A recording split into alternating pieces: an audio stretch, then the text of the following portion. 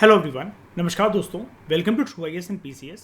Continue करते हैं अपनी इस टॉपिक की डिस्कशन को जिसमें हम बात कर रहे थे इंडियन कॉइनेज की ब्रीफ हिस्ट्री के बारे में। अभी तक बहुत सारे जो टाइमलाइन है हिस्ट्री के अंदर हम उसके अंदर देख चुके हैं कि कॉइनेज सिस्टम जो पूरा का पूरा जो है जो और जो कॉइन्स आए थे उनका किस तरीके से इवोल्यूशन होता है। उसी डिस्कशन में आगे बढ़ते हुए हम बात करेंगे आज के लेक्चर में अनइंस्क्राइब्ड कास्ट कॉइन्स के बारे में, ठीक है, जो कि इशू होना शुरू होते हैं in late third and early second century BC. सबसे पहले आप इस टर्म को समझो, अनइंस्क्राइब्ड, सारी टर्म को अलग करके पढ़ते हैं, कास्ट और कॉइन्स, ठीक है।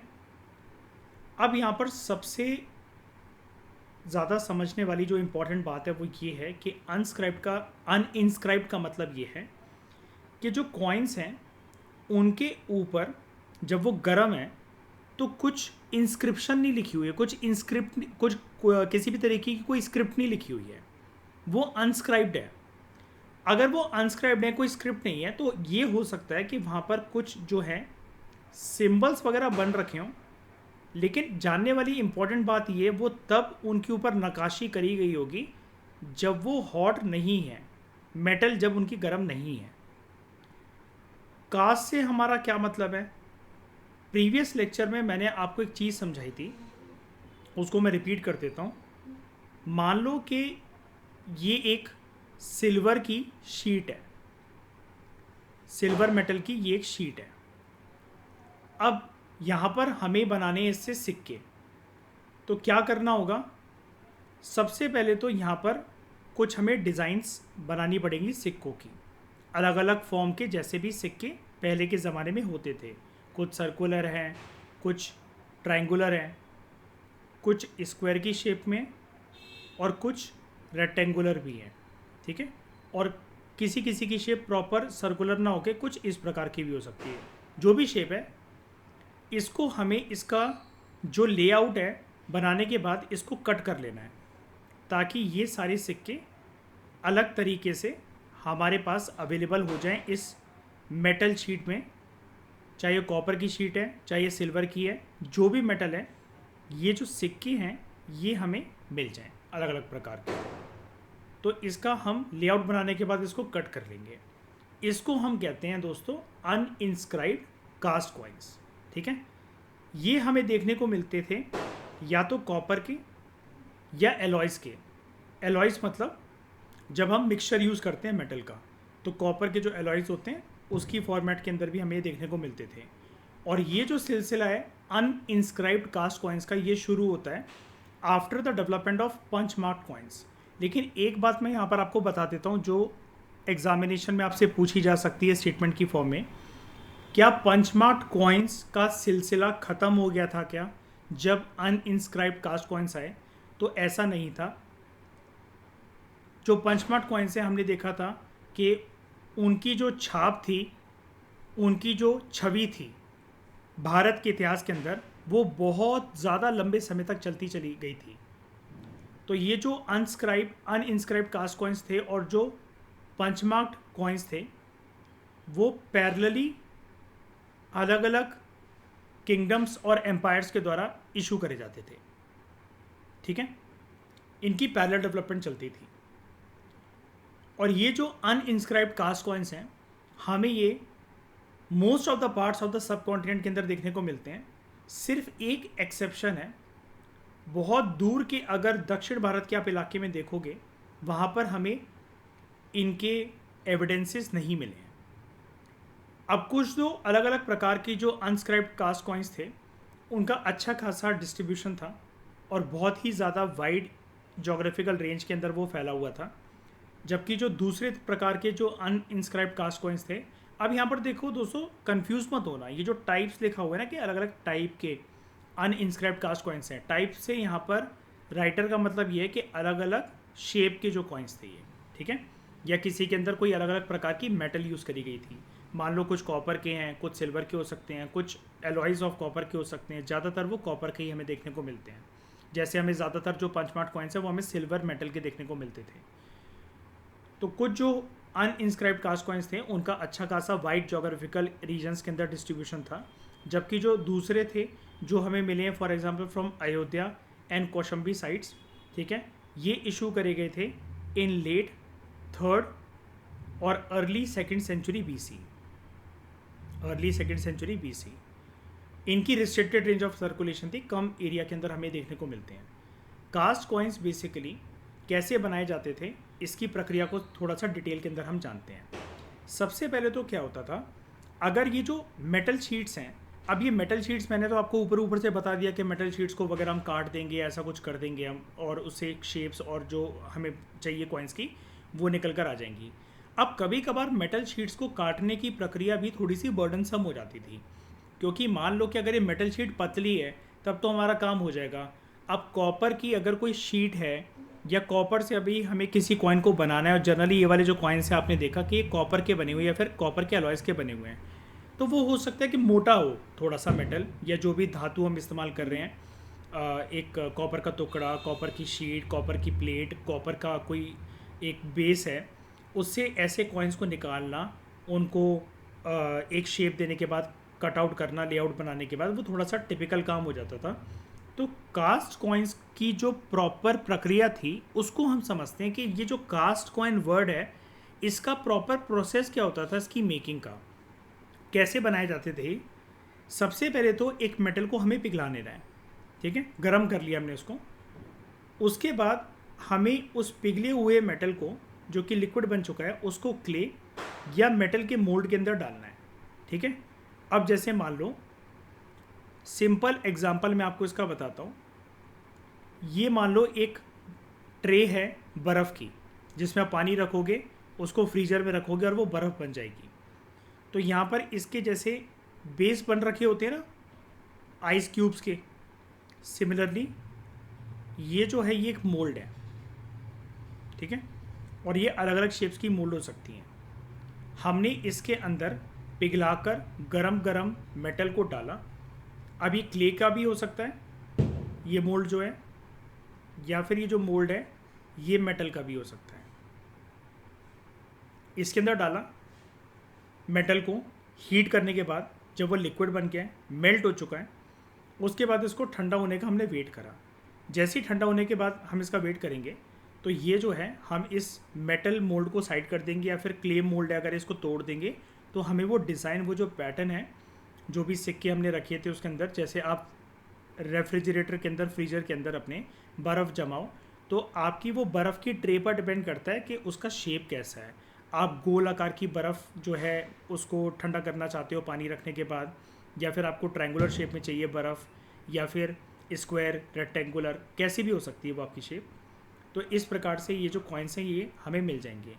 जो बड़े सारे जो क्ले मोल्ड्स हैं वो हमें बहुत सारी साइट्स पर मिले हैं, और कुछ हमें ब्रॉन्ज़ के भी मोल्ड्स मिले हैं, जैसे यहाँ पर लिखा हुआ है ना कि मेटल के मोल्ड्स, तो उन मेटल मोल्ड्स में ब्रॉन्ज़ के हमें मोल्ड मिले हैं at Eran in central India.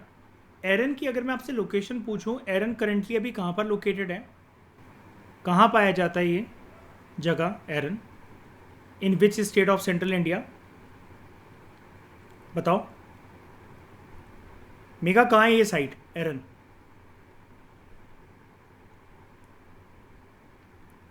Madhya Pradesh के अंदर है, ठीक है, एमपी के अंदर है एरन, मध्य प्रदेश। तो जो पंचमार्क कॉइन्स की जो डिस्कवरी है और अनइंस्क्राइब्ड कास्ट कॉइन्स जो हैं वो हमें सेम आर्कियोलॉजिकल लेवल पर भी मिले हुए हैं कुछ कुछ अर्ली हिस्टोरिकल साइट से। अब यहाँ पर सेम आर्कियोलॉजिकल लेवल का मतलब ये है, ये जो आर्कियोलॉजिकल लेवल वर्ड लिखा हुआ है, जैसे हम किसी भी ऑब्जेक्ट या आर्टिफैक्ट्स की हिस्टोरिकली उसकी एज को पता करते हैं, तो मैंने आपको कुछ लेक्चर्स पहले एक वर्ड बताया था जिसको हम एनसीईआरटी वगैरह में भी पढ़ते रहते हैं, डैट इज स्ट्रैटिफिकेशन, यानी कि लेयर मिट्टी की। यहाँ पर मान लेते हैं कि ये एक लेयर है मिट्टी की, ठीक है, इसके बाद है यहाँ पर हमारी दूसरी लेयर, नॉर्मल ज़मीन, नॉर्मल मिट्टी की बात कर रहा हूँ मैं यहाँ पर आपको, और ये तीसरी लेयर है। मैं इनको अलग अलग शेडेड पोर्शन में इसलिए बनाया ताकि मैं आपको ये बता सकूं। ऊपर वाली जो लेयर होगी उसका हमेशा लाइट ब्राउन कलर होगा, उससे नीचे थोड़ा सा डार्क ब्राउन, सबसे नीचे ज़्यादा डार्क ब्राउन, ठीक है, बिकॉज वहाँ पर सॉइल की फर्टिलिटी ज़्यादा होती है and since that soil is not expose to regular ये जो धूल मिट्टी बारिश बरसात सूरज की किरणें होती हैं तो वो ज़्यादा डार्कर होती है। अब यहाँ पर आर्कियोलॉजिस्ट अगर खुदाई करना स्टार्ट करें और अगर उनको ये सेकेंड लेवल है, यहाँ पर उनको कुछ आर्टिफैक्ट्स मिलते हैं, मान लो कि उनको मिले कुछ ये मटके, कुछ मिले सिक्के और एक दो मिले ह्यूमन स्केलेटन। तो ये जो लेवल है इससे हम एक अनुमान ये लगा सकते हैं कि लेवल 2 में ये जो सारी चीज़ें हमें तीनों की तीनों मिल रही हैं ये एक सेम या फिर आसपास के टाइम पीरियड से बिलोंग करती होंगी। और ये जो आर्कियोलॉजिकल लेवल जो बनते हैं ना आर्कियोलॉजी की फील्ड में, इनको ऐसा मत समझना कि आपने बस फावड़ा लिया खुदाई करी तो वो आपका एक लेवल हो गया, फिर आपने 1 फुट के बाद खुदाई करी तो वो आपका दूसरा लेवल हो गया। ये लेवल थोड़े से डेप्थ के बाद चेंज होते हैं, जहाँ पर मान लो कि आपने नीचे कुछ मीटर्स ऑफ मतलब कुछ मीटर्स तक खुदाई करी आपने, वहाँ पर आपको बड़ी सारी चीज़ें मिल रही हैं और आपने जो मीटर्स तक खुदाई करी तो उसका आपने जो हॉरिजॉन्टल एरिया है वो काफ़ी हद तक कवर करा हुआ है। अब ये हॉरिजॉन्टल एरिया कवर करने का मतलब क्या है, एक एग्जांपल के लिए मैं आपको बता रहा हूँ। जैसे आर्कियोलॉजिस्ट ने मान लो कि ज़मीन के अंदर 150 मीटर तक खुदाई करी, एग्जांपल के लिए बता रहा हूँ बस समझने के लिए, नंबर्स में कंफ्यूज मत होना। 150 मीटर तक खुदाई करी आर्कियोलॉजिस्ट की टीम ने। Just a minute.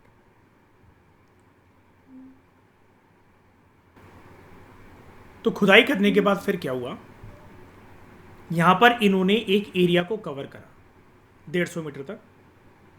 यहाँ से हम शुरू करते हैं अपना गुजरात। उसके बाद आगे चलकर यहाँ पर खुदाई जो होती है वो फिर हुई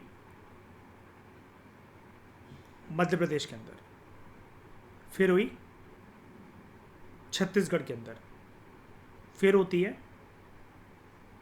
ओडिशा के अंदर। तो यहाँ पर जो भी आर्कियोलॉजिकल सर्वे ऑफ इंडिया की जो टीम है, जो उनके मेंबर्स हैं अलग अलग जगह पर जो तैनात हैं, वो आपस में एक दूसरे के साथ कॉन्वर्सेशन करते हुए ये डिस्कस करते हैं कि भाई साहब हमने अपने अपने स्टेट्स में, और यहाँ पर हम मान लेते हैं इसको वेस्ट बंगाल, ठीक है, अपने अपने स्टेट में गुजरात से होते हुए पश्चिम बंगाल तक 150 मीटर की खुदाई करने के बाद ये चीज़ें प्राप्त करी हैं, 150 मीटर तक ही। अब 150 मीटर की खुदाई करने के बाद ये जो हमने गुजरात से लेकर पश्चिम बंगाल तक जो एरिया कवर करा खोद के भारत के अंदर अलग अलग राज्यों के अंदर अलग अलग रीजन्स और जोग्राफीज़ को कवर करते हुए, इसके अंदर हमें जो भी अवशेष देखने को मिलते हैं, चाहे वो मटके हों, चाहे वो सिक्के हों, चाहे वो कोई एक चाकू जैसी कोई एक चीज़ पड़ी हुई है, ह्यूमन स्केलेटन है, कुछ भी वो ऐसी चीज़ है, तो हम जर्नली यानी कि आर्कियोलॉजिस्ट जर्नली यही मानते हैं कि वो सेम एक टाइम पीरियड या लगभग ऊपर नीचे का थोड़ा बहुत सालों का फ़र्क हो सकता है, मैक्सिमम एक सेंचुरी का फ़र्क हो सकता है, तो वो एक सेम टाइम पीरियड से बिलोंग करते हैं। अब मैं यहाँ पर इन सब एग्जाम्पल से आपको क्या समझाना चाह रहा हूँ, समझने वाली बात ये है, पंचमार्क्ड कॉइन्स और अनइंस्क्राइब्ड कास्ट कॉइन्स जो हैं वो हमें सेम आर्कियोलॉजिकल लेवल पर देखने को मिलते हैं कुछ अर्ली हिस्टोरिकल साइट्स में, जो कि ये चीज़ इंडिकेट करता है कि इनका सेम आर्कियोलॉजिकल लेवल पर मिलना ये इंडिकेट करता है, जैसा कि मैंने आपको शुरू में ही बता दिया लेक्चर में, कि पैरेलली ये दोनों तरीके की सिक्के ओवरलैप करते थे टाइम में, यानी कि जिस टाइम पर पंचमार्क्ड कॉइन्स थे उसी सेम टाइम पर आगे चलकर अनइंस्क्राइब्ड कास्ट कॉइन्स भी हमें देखने को मिलते हैं। ऐसा बिल्कुल भी नहीं था कि अनइंस्क्राइब्ड कास्ट कॉइन्स जो हैं वो आते हैं जब पंचमार्क्ड कॉइन्स ख़त्म हो जाते हैं। जैसे यहाँ पर लिखा हुआ है, uninscribed cast coins made of copper और alloys of copper appeared soon after punchmarked coins. तो इस आफ्टर वर्ड को आपको ऐसा नहीं समझना है, कई लोग क्या करते हैं ना, अपनी नोट मेकिंग के चलते गलत इंटरप्रिटेशन के साथ नोट्स बना लेते हैं, इसलिए पर्सनली बुक्स को मल्टीपल टाइम्स रीड करने के बाद, उसके कंटेंट को रीड करने के बाद ही आपको शॉर्ट नोट्स बनाने चाहिए। अब यहाँ पर अगर आप इस लाइन को देखोगे तो आप अपनी नोट्स में हो सकता है कि ये लिख दो कि पंचमार्ट कॉइन्स के डिक्लाइनिंग पीरियड के बाद, जब वो डिक्लाइन हो गए, लुप्त हो गए, उसके बाद आते हैं भारत के अंदर अनइंस्क्राइब्ड कास्ट कॉइन्स। तो फिर अगर ये वर्ड आफ्टर वाला है तो यहाँ पर ये जो ओवरलैप लिखा हुआ है, जो मैंने आपको पैरेलली बताया, फिर ये क्या है, ये तो फिर क्लैश कर रहा है आपस में। तो समझने वाली बात ये कि जब पंचमार्ट कॉइन्स चल रहे थे, जिनका टाइम पीरियड बहुत ही ज़्यादा लंबे समय का था भारत के अंदर, उसी टाइम पर अनइंस्क्राइब्ड कास्ट कॉइन्स भी हमें देखने को मिलते हैं। ये बात के ऊपर, इस एनालिसिस के ऊपर मैं ओवर एम्फोसाइज इसलिए कर रहा हूँ, एग्जामिनर को बहुत पसंद होता है ऐसी चीज़ों के ऊपर क्वेश्चन बनाना। वो आप प्रीवियस ईयर क्वेश्चन पेपर को देखो तो आपको समझ में आएगा। उसको गहराई से अगर आप समझोगे, इस स्टेटमेंट्स को आप पढ़ोगे, तो आपको एग्जामिनर की साइकोलॉजी समझ में आएगी। फिर चाहे आप स्टेट पीएससी के एग्जाम के लिए यूटिलाइज करो उस बुक को, यूपीएससी के लिए या यूजीसी नेट के लिए या हिस्ट्री ऑप्शनल के पेपर के लिए। ठीक है, ये चीज़ आपको क्लियर हो गई होगी। उसके बाद कुछ अलग तरीके के जो अनइंस्क्राइब्ड कास्ट कॉइन्स जो थे अर्ली टाइम पीरियड के भारत के अंदर, तो वो हमें देखने को मिलते हैं, जिनको हम कहते हैं अनइंस्क्राइब्ड। ठीक है, अगेन कीवर्ड्स को पकड़ते हैं हम, डाइस्ट्रक कॉइन्स। ठीक है, अनइंस्क्राइब्ड डाइस्ट्रक कॉइन्स। अब यहाँ पर क्या है, अगेन कॉइन जब गर्म है तब उसके ऊपर डाई नहीं करी जा रही है। और डाई वर्ड से अब आपको कंफ्यूज नहीं होना, आप काफ़ी बार समझ गए हो। ये डायग्राम मैंने ऑलमोस्ट हर एक लेक्चर में बनाया पिछले 5-6 लेक्चर से। यहाँ पर आपके पास एक ऐसी कोई चीज़ है, इसके नीचे क्या है, कोई चीज़ लिखी हुई है। ठीक है, यहाँ पर कुछ लेटर्स लिखे हुए हैं, फॉर एग्जांपल कुछ ऐसे लेटर्स लिखे हुए हैं। अब यहाँ पर ये जो सिक्का है, और हो सकता है कुछ यहाँ पर सिंबल्स बने हों,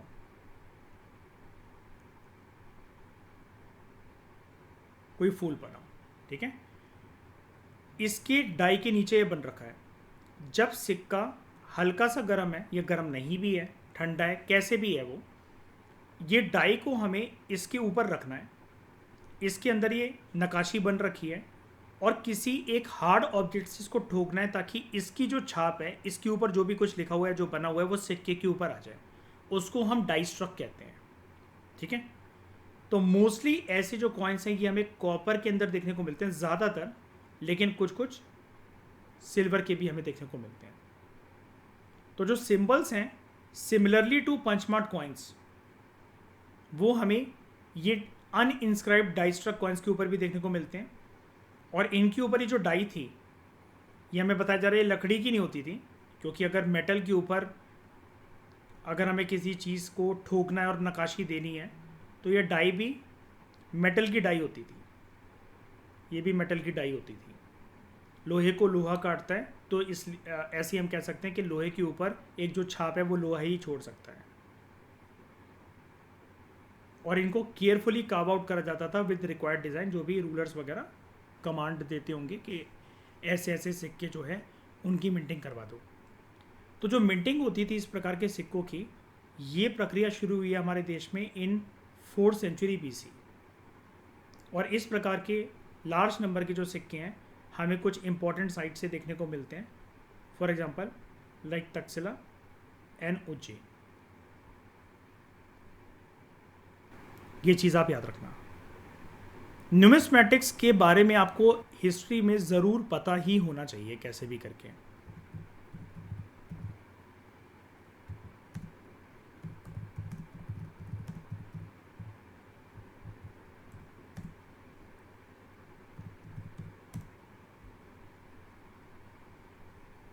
दो 2017 में यूपीएससी ने मेंस में क्वेश्चन पूछा था, how do you justify the view that the level of excellence of the Gupta numismatic art is not at all noticeable in later times। Gupta time period में आप जानते हो कि उनकी न्यूमिस्मेटिक का जो लेवल था, जैसा कि हम पूनम दलाल दहिया में भी इसके बारे में पढ़ चुके हैं और ये क्वेश्चन मैंने आपको वहाँ पर भी दिखाया था, तो वो बहुत ज़्यादा कल्चरल सिग्निफिकेंस के मामले में एक्सीलेंस के मामले में उनकी जो नक्काशी होती थी, उनकी जो शेप, स्टाइल, एज कटिंग है, वो बहुत महान थी, बहुत दिलचस्प थी। लेकिन वो हमें जब गुप्ता पीरियड डिक्लाइन होता है, पोस्ट गुप्ता का जो फेज़ आता है, वहाँ पर हमें वो नोटिसेबल नहीं होते हैं। तो इस प्रकार के क्वेश्चंस को एड्रेस करने के लिए आपको एक पर्टिकुलर टाइम पीरियड के अंदर, चाहे वो किसी किंगडम या एम्पायर के साथ एसोसिएटेड हो, या फिर एक पर्टिकुलर सेंचुरी का या एक टाइम, एक जो लंबा सा एक स्ट्रेच ऑफ टाइम पीरियड होता है, उसके अंदर किस प्रकार के सिक्के जो थे वो प्रचलित थे, प्रचलन में थे, सर्कुलेशन में थे, आपको ये चीज़ें पता होनी चाहिए। ठीक है, तो आप न्यूमिस्मेटिक के इस टॉपिक के ऊपर जब भी आप अपने दोस्तों नोट्स बनाओगे ना, तो एक चीज़ का ध्यान रखना कि यहाँ पर आप ना प्रॉपर तरीके से A4 शीट के ऊपर भी आप अपने नोट्स बना सकते हो। जैसे फॉर एग्जांपल आप यहाँ पर, आपके पास ये A4 शीट है, आप यहाँ पर कोई टाइम पीरियड को लिखो। फॉर एग्जांपल जैसे यहाँ पर था stone age, chalcolithic culture, Harappan civilisation, Rigvedic age, later Vedic age. यहाँ पर आपने ऐसे करके इसके पॉइंट बना लिए। ठीक है, stone age, chalcolithic age, Harappan civilisation, early Vedic age, later Vedic age, और अगले पेज में फिर आपके और आते जाएंगे। तो किस प्रकार के कॉइनेज सिस्टम था, न्यूमिस्मेटिक आर्ट थी अलग अलग टाइम पीरियड के अंदर, वो हमें क्या देखने को मिलता है। ऐसे नोट्स को बनाने का फ़ायदा है, क्योंकि इससे आप एकदम से एग्ज़ाम के अंदर रिकॉल कर पाओगे, फिर चाहे वो आपका प्रीलिम्स का एग्ज़ाम हो या फिर आपका वो मेंस का एग्ज़ाम हो, क्योंकि आपके पास ये रेडीमेड कंपाइलेशंस रहेंगी। ठीक है, तो इस प्रकार के टॉपिक्स के जो नोट्स हैं वो आपके ऐसे ही बनने चाहिए। ओके, अब यहाँ पर जो हमें कुछ फिगर्स दे रखे हैं इस पेज के ऊपर, ज़रा हम इनको समझने की कोशिश करते हैं। ये है पंचमार्क कॉइन। ठीक है, इसको तो हम NCERT से लगातार ये वाली फ़ोटो तो देख ही रहे हैं, मैंने आपको काफ़ी बार ये वाली फ़ोटो दिखाई है। ये है एक पंचमार्क कॉइन। ठीक है, ये उसके बाद नीचे जो डायग्राम्स अवेलेबल हैं उसमें हमें देखने को मिलते हैं कुछ अलग प्रकार के सिक्के। ये जो पंचमार्क कॉइन्स थे तो जनरली सिल्वर से बनाए जाते थे। इस कॉइन की भी ज़रा आप शेप देखिए। ठीक है, ये अलग प्रकार का कॉइन है। उसके बाद ये कॉइन है, यहाँ पर हमें कुछ ऐसा लग रहा है कि ये एक राजा है, लेकिन ये हिंदुस्तानी राजा नहीं लग रहा है हमें, इसके मुकुट और इसके पहनावे से, इसके बालों से। और यहाँ पर कुछ ना कुछ दो साइड पर लिखा हुआ है और बीच में एक फिगरीन है। और अगर हम इसको ध्यान से देखें तो it appears like some divine figurine. अब ऊपर से नीचे तक अगर हम इसको समझें तो हमें ये पता लगेगा, सबसे पहला जो सिक्का है ये वाला जिसकी दो साइड है, वो है silver punch mark coin of Magadhan empire, Magadh region. दूसरा है अनइंस्क्राइब्ड।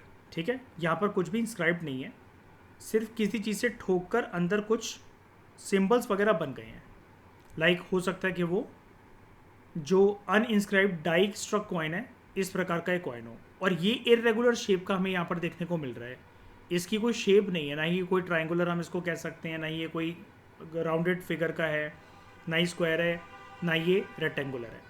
तो ये जो अनइंस्क्राइब्ड कास्ट कॉइन है ये हमें देखने को मिला है फ्रॉम कौशाम्बी रीजन। ठीक है, और तीसरा ये जो कॉइन है, ठीक है, ये है silver coin of Indo Greek king Demetrius. और इसकी जो साइड है हमें यहाँ पर बता रखी है कि one side is obverse, other side is reverse. अगर हम इसको टॉप से देखें तो टॉप वाली जो साइड है ये वाली, ये ऑफवर्ड साइड है, जो कि होती है कॉइन की एक फ्रंट साइड, और दूसरी वाली है यहाँ पर ये रिवर्स। और यहाँ पर जो राजा महाराजा थे वो हमेशा ये कोशिश करते थे कि एक साइड उनकी फ़ोटो बने, ठीक है, उनका चित्र बने, दूसरी साइड पर जिस भी देवी देवता को पूजते हैं उनका चित्र यहाँ पर होना चाहिए। तो अगली स्टेज हमें in the history of Indian coinage जो देखने को मिलती है वो हमें इंडो ग्रीक कॉइन्स देखने को मिलते हैं। ठीक है, ऑफ सेकंड या फिर फर्स्ट सेंचुरी BC। और ये जो इंडो ग्रीक कॉइन्स थे इनके बारे में खास बात ये थी कि देवर डाई स्ट्रक कॉइन्स। ठीक है,